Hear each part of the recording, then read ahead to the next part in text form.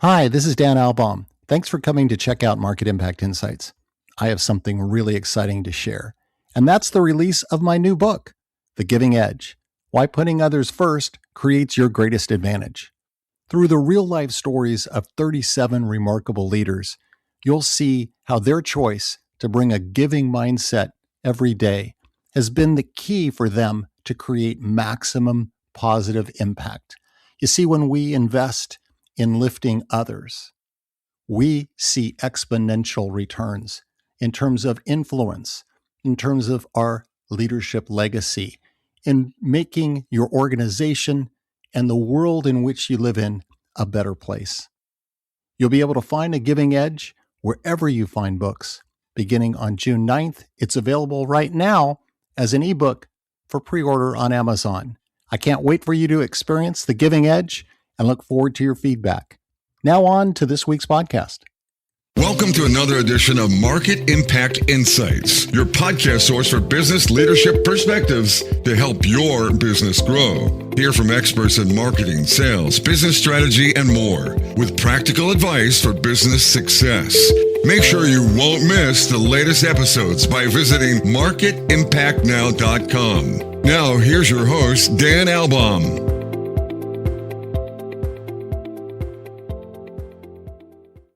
Welcome back to another amazing episode of Market Impact Insights. You know, this eternal question that has been part of the marketing world is a balance question, a balance between investing in brand and investing in what we call demand generation, demand marketing, growth marketing. It's taken on many different names in different organizations, but this question about balance of how much should we be investing strategically in our brand versus these other demand generation tactics, it's a debate. It's something that you can bring numbers and try to quantify that conversation, but there's some really important long-term aspects to that brand investment that have been, through research and just additional learning, proven to be incredibly valuable to be able to drive sustainable growth. So underinvesting in brand does have consequences. And we're going to talk with someone who is very passionate about brand, and that's Jordan Liebman. And he has a deep background, both on the client side, but also on the agency side, on all things brand and marketing strategy. He's a fractional CMO. Prior to that, he was the Senior Vice President of Marketing and Communications at Konica Minolta Business Solutions USA, where he was all about enhancing brand visibility, driving revenue growth, and leading digital transformation initiatives. Prior to that, he was the VP of Global Brand Marketing at Verizon, and then on the agency side was a VP Global Account Director at BBDO Worldwide. So he has decades of experience under his belt around this brand and marketing question. I can't wait to jump in. Jordan, welcome to Market Impact Insights. Thanks, Dan. What an intro. I feel like you need to be my hype man moving forward.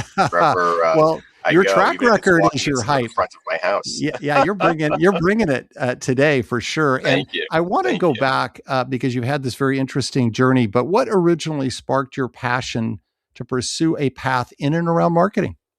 Yeah, it's a great question. It's going to sound so stereotypical, but it started with an infatuation with stories.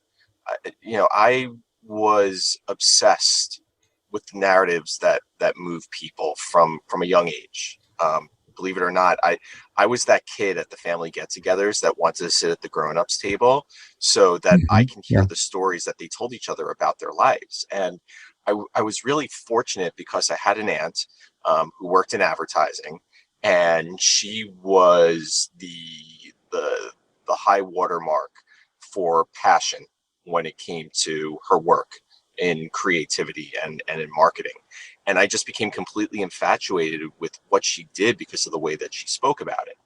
Now, fast forward decades later, and I love marketing because it's really the only function that gives you the permission and the pressure to constantly evolve, right? It's a responsibility to serve the customer with imagination and a level of inspiring creativity that most of the business world is too afraid to touch.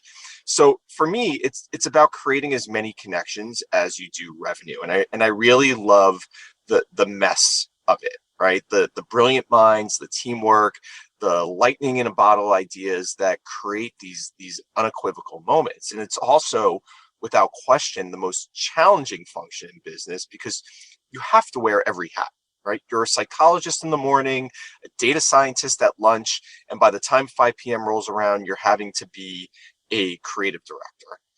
Marketing for me was never about the sell. It has always been about the tension, that friction, I guess you can say, between the cold hard math of the business and the unpredictable reality of human psychology. We really are the architects of influence. You mentioned Verizon in some of my prior work. At Verizon, I wasn't selling a wireless network, right? It was about telling the story and selling the ability to be present. At Blue Jeans, it wasn't video that we were selling, it was collaboration. At Konica, we weren't selling industrial printers.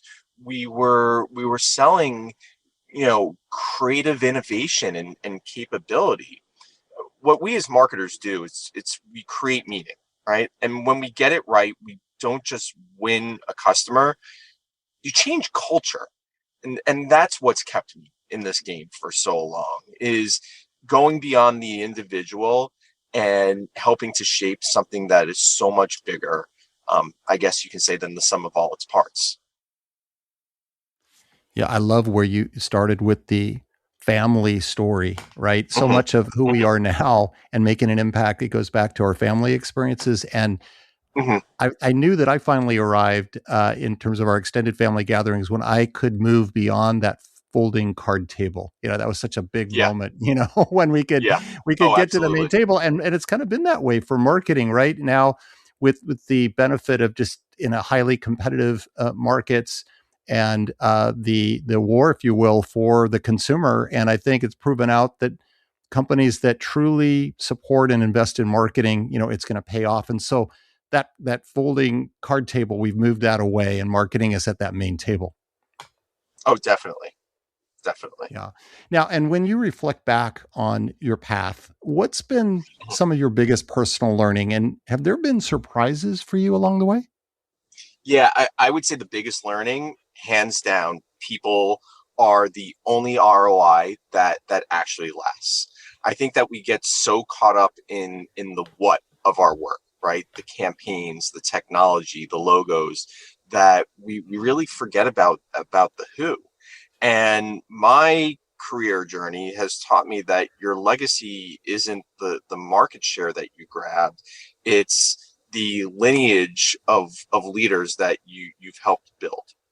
Um, the surprise there, though, was it was discovering that in an industry obsessed with high tech and high innovation, it's really the high touch moments that really move the needle. You can have the best strategy in the world, but if you don't capture the hearts of the people that are executing it's just paper. And I think that I've learned that a CMO's real job is to be a connector, not just of the Yeah. data, but of human potential. And if you take care of the people, if you help to build them up, foster their development and really nurture them, the people are going to take care of the growth. It sounds so simple, but in the heat of global enterprise, I think it's the hardest thing to get right. And I think too many leaders neglect that. And that's why I keep coming back to it. It's your potential or your company's potential really comes down to the people that you bring around you to create something bigger than just yourself.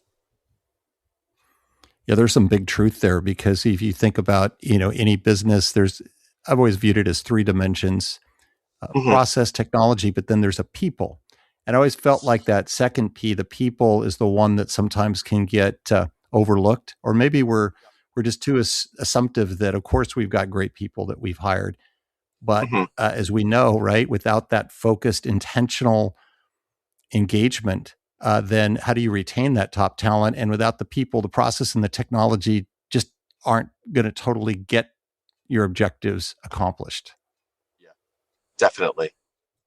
Yeah. And of course, we're in a time right now where technology is just front and center. And of course, artificial intelligence and how that's reshaping how we're strategizing, how we're executing. A lot of noise out there about AI. Jordan, what are some of the biggest misconceptions you think are still out there? Ugh, I feel like AI is all we ever talk about today, and there's really good reason for it. I think the biggest misconception is treating AI as a productivity hack. And I think if you treat it that way, that is just poverty of imagination. And we've been conditioned to this mindset to believe that faster equals better, but in marketing, I think it's actually the opposite of that. Faster often just results in louder mediocrity.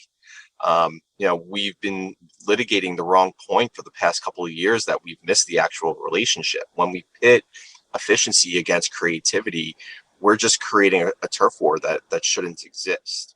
In my opinion, efficiency is a race to the bottom. If your competitive advantage is that you can churn out 5 average campaigns in the time that it used to take to write one, you haven't won. You've made more noise, Dan, right? You've participated in the commoditization of your own brand. And so efficiency, again, in my opinion, it's the new floor. It's average at scale. But I also think that there's this profound shift because of AI, average is now free. And when average is free, the value of the human soul, right? That weird, nonlinear, provocative, and messy creative goes through the roof. And we talk a lot, especially nowadays as marketers, about moving into this era of agents and agentic AI, where systems can reason and solve problems. But here's the thing: AI still doesn't solve for why, right? It can simulate empathy, it can simulate feeling, it can simulate emotion to an extent, but it can't feel it. It can predict what people will click on, but it can't understand why they care.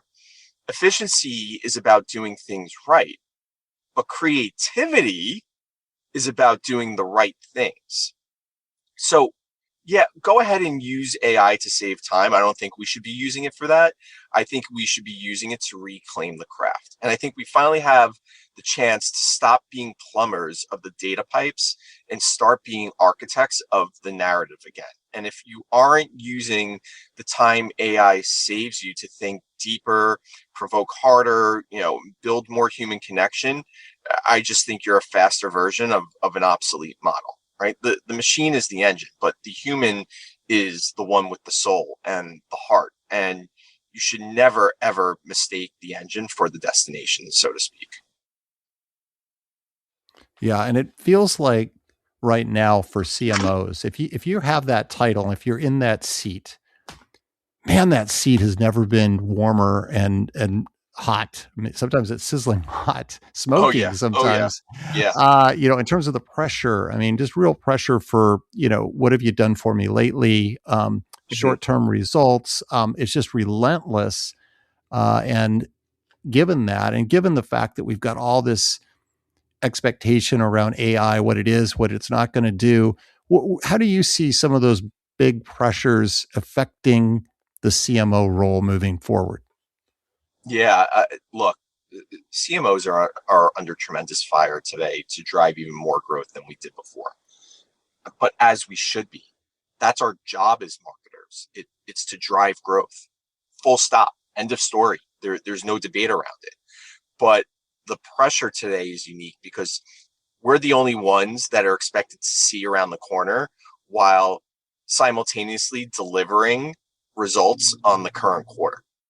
I think we own the most volatile asset on the balance sheet, which is the customer's mind, right? The pressure isn't just sales. It's about building that pipeline. It's about building, future demand. We're being squeezed to automate everything to save a buck, while knowing that automation without soul is just noise. And again, that's where we get into the efficiency versus creativity debate. And I think we have to defend the craft oftentimes in a room full of people who only want to talk about cost efficiencies and clicks. So you ask about the pressures and the burden. The real burden is being the chief growth officer in all but name. And look, the CMO title is evolving to the CGO, but we're responsible for the entire customer journey, often without the total authority to fix the parts that are broken. You're expected to be the chief context officer, making sense of all this AI chaos for the executive leadership team and the board, while you're also keeping your team focused on the human truth, which is what actually drives the P&L. So there are a lot of challenges that we're up against. There's a lot of pressure. It's almost like, we've become the convenience store of the company, where we're expected to have everything for every individual. And I know that sounds terrible and maybe a bit doom and gloom, and I don't mean it as that, but I do think that there is mounting pressure on the CMO, and what was expected of us, decades ago, where it was just about the brand and pretty pictures, is really coming down to owning the P&L and showing results for every dollar that we invest to help grow it. Yeah, the other thing that's come up in a lot of my conversations with marketers is this feeling that, inside their organization, there seems to be more of a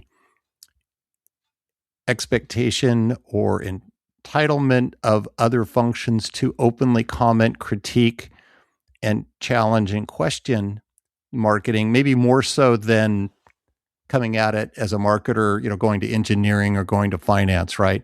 And questioning and challenging. It seems to more inflow to marketing, those kinds of things, just maybe because it's just closer to our everyday experience in our lives as consumers. And so we feel like we're closer to a lot of the things that marketing strategy is all about. I don't know what your perspective is around that. Oh, absolutely. I agree with that 100%, right? Everybody is a customer, right? They may not be a customer of the product that you are marketing or that your company is selling, but everybody is a customer. Everybody has an opinion.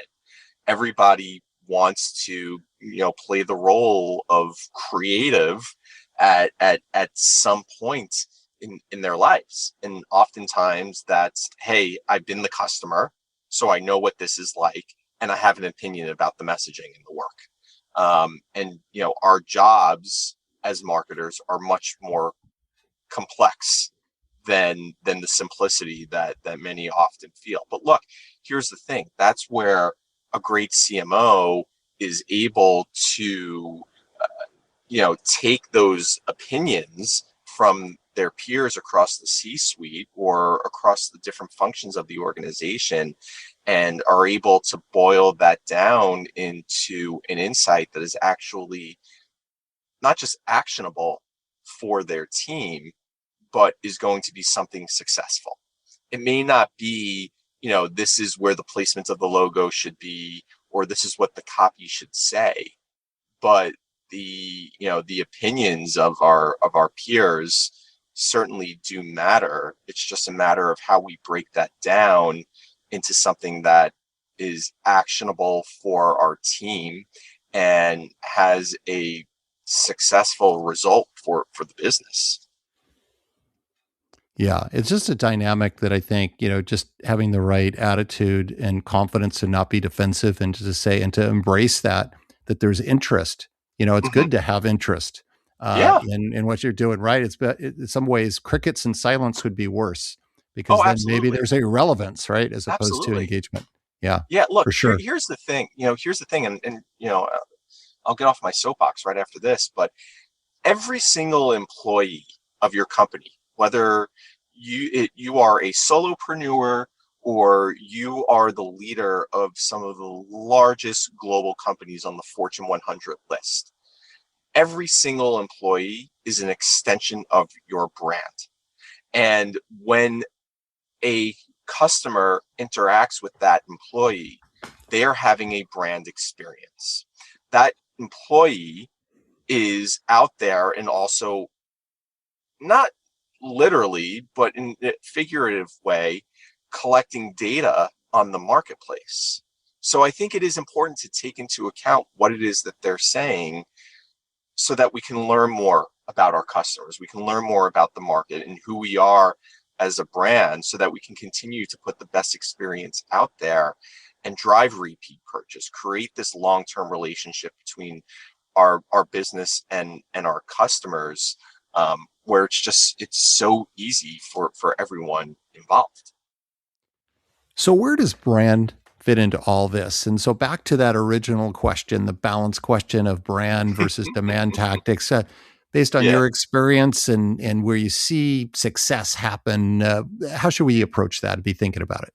Yeah. Well, I mean, first things first, we as marketers have shot ourselves in the foot when we continue on with this whole brand versus demand debate, right? It's not an either or proposition. It's all about and.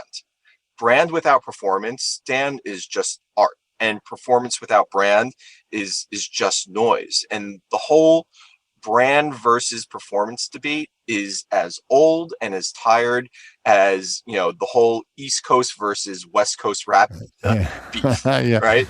But here's a more direct answer, right? If brand is the operating system, demand is the app.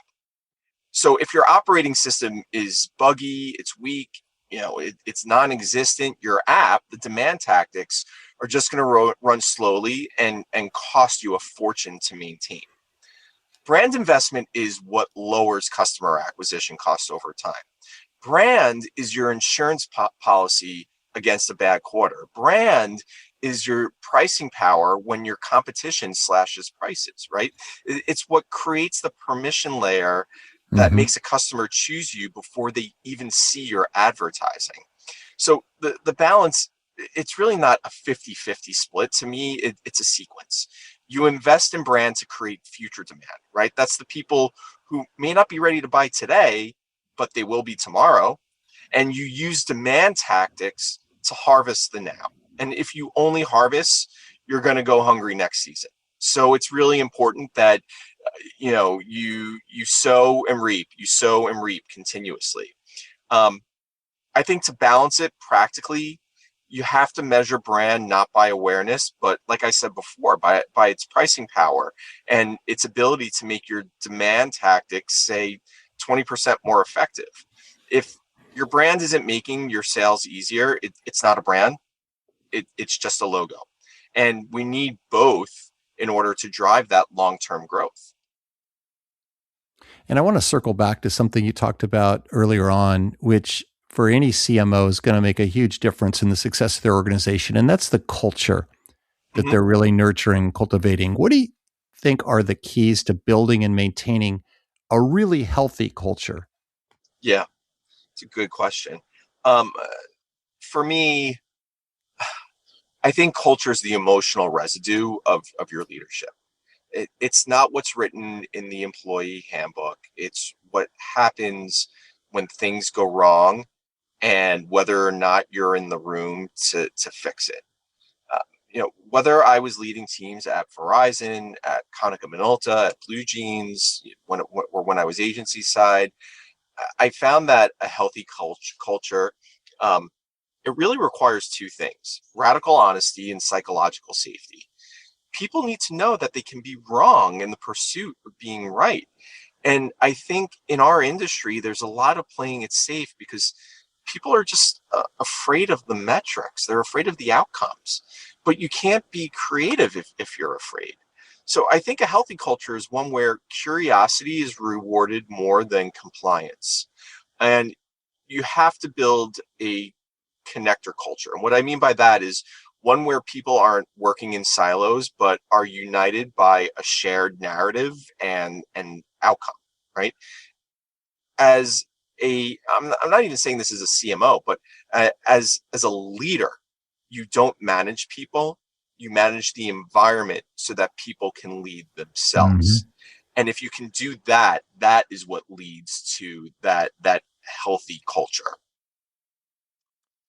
Yeah. And that's a nice segue into leadership because it's the one thing that we all have the power of choice to be. What kind of leader do we want? How do we want to show up every day? And Hmm. from your perspective, what do you think separates truly exceptional leadership from just good enough? Yeah. To me, exceptional leadership is bilingual. You have to be able to speak magic to the creative team and the brand team and the math to the CFO. And you have to be fluent in both. I think that an exceptional leader doesn't just report to the board or to the C suite, they guide them. And you have to be the one who's able to translate the vanity metrics into the P&L impact, right? Who's translating brand sentiment into market share in a way that your fellow leaders and the board actually respects. It's about having the grit to defend the long-term vision when everyone else is panicking about the weekly revenue tracker. I think as a CMO, when you're sitting in the boardroom, you're the voice of the customer. And when you're on the floor with your team, you're the voice of that leadership team. You really become the chief context officer. What you do is you manage the middle, right? That messy space between the high level strategy and the daily struggle.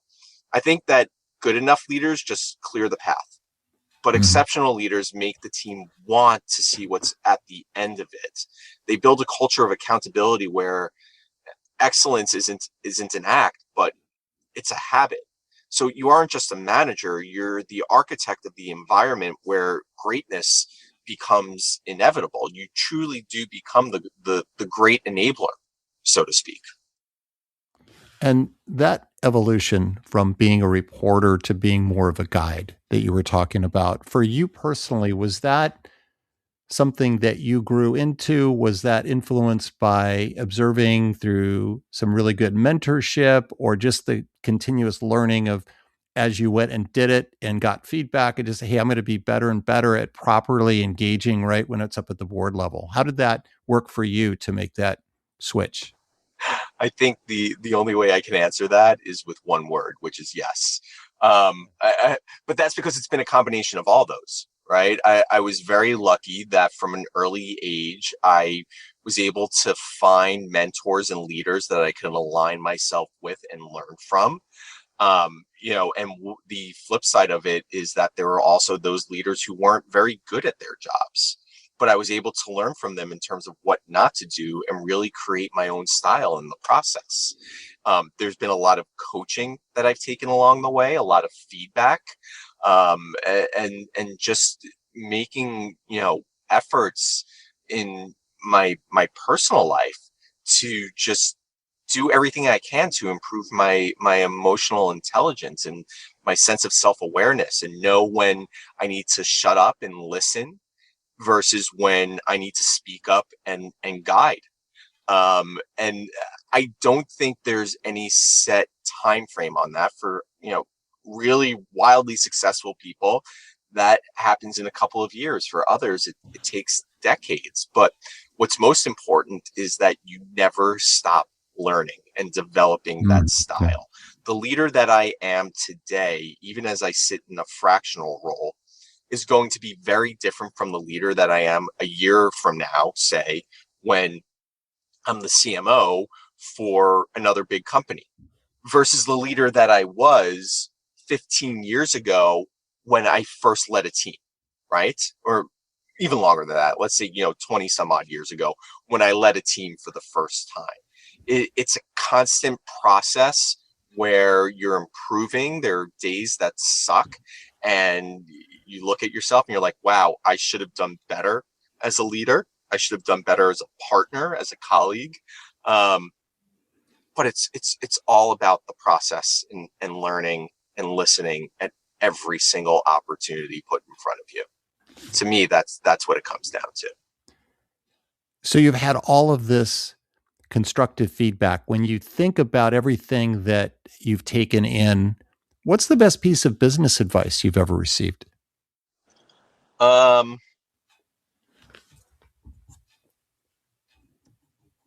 best piece of business advice I ever received, it actually goes back to probably one of the first pieces of advice that I got from a creative leader that I was working with in one of my first agency jobs. And he said to me, Jordan, there's no defense against, well, what he said was, I'm trying to recall this exactly. He said, there is no defense but stupidity against the creation of a new idea. And that has always stuck with me, right? Even when we're sitting in a conference room across from our cross-functional colleagues in sales or product or tech or whatever it may be, if there's a good idea, it needs to be heard, and you need to pressure test it, and you need to find ways to make it come to life. It may not be the idea that you need right now, but it's an idea that should be put on the shelf and reconsidered at a future date. I don't think that, and then, that quote, that piece of advice that he offered up to me, we're talking about something that's now over 20 years ago, still sits with me today, right?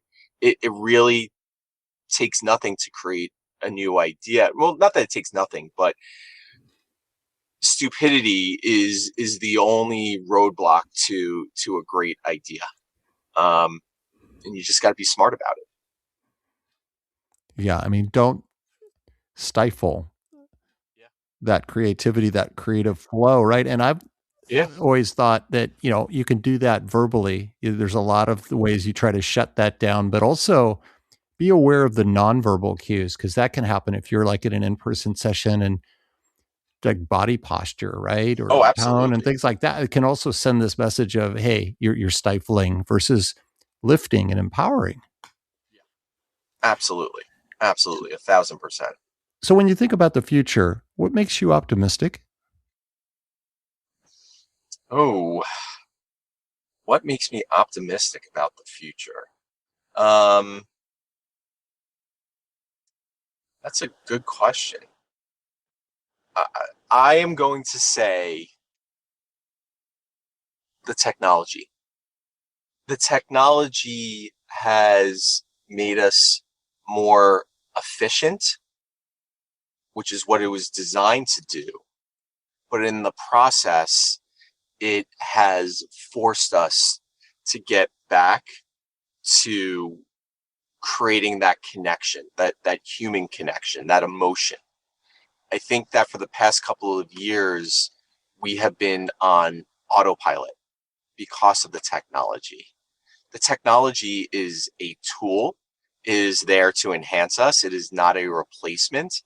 And I think it is going to require us, not just as marketers or as business people, but as a society, to get back to that one-to-one human connection. And then I think from there, it starts to become about how do we use the technology to further cultivate and nurture that human connection. I'm excited to see what happens with that. It's really this combination of the old and the new way of communicating, and really bringing those together to this new form. And I know it sounds very utopian and probably not what your other guests have offered up in previous episodes, but I do think that there is some tremendous beauty and romance in what the future of technology is going to force us to get back to, while also driving us forward at the same time.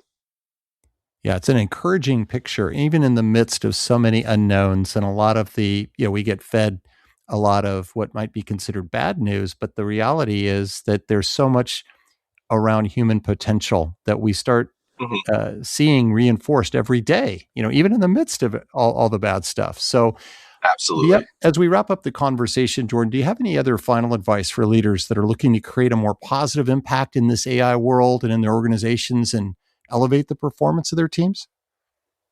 Um,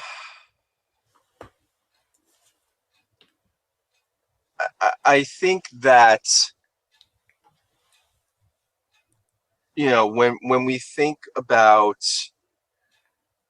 the future of marketing, right, it isn't more complicated. It's more connected. And I think that's been part of the theme of our conversation here today, Dan, right? We're entering Yes. an era where marketing is no longer a silo. It's the connective tissue across the entire organization. The best companies already know that customer experience isn't owned by marketing or service. It's owned by everyone. And marketing is the orchestra conductor.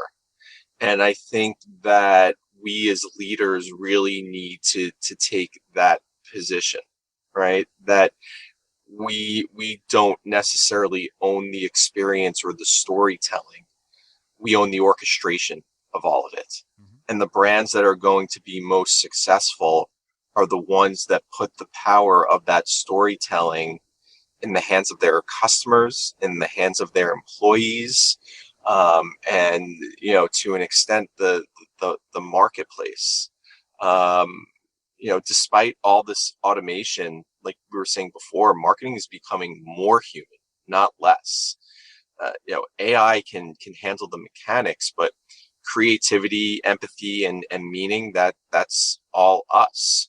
So I think as long as we start to focus or re-recognize that we're not just building campaigns, that we're building companies that matter, then I think that there's a lot of success to be had. But that it's also, it's a challenging mindset to take on and live by. But I think those that do will really see the upside in their own career development, in the development of their teams, their organizations, the brands that they serve, and the customers that buy from them.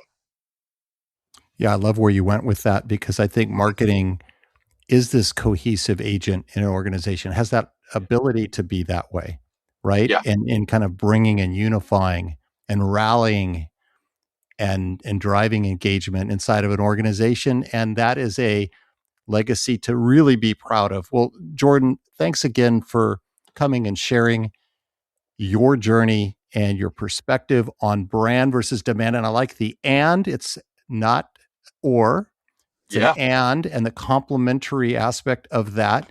And also Mhm. not to forget the humanness and all of this focus and all this noise around AI, the human factor still endures. I really enjoyed the conversation. Thanks. Thank you. Likewise. Thanks for having me, Dan. And a reminder, please continue to give the gift of feedback to help make this podcast even better. You could do that by going out and giving a rating and a review. It's so easy to do on all the major podcast platforms, including Apple Podcast and Spotify. And as always, make sure to visit marketimpactnow.com for the latest in business leadership perspectives. So long until next time.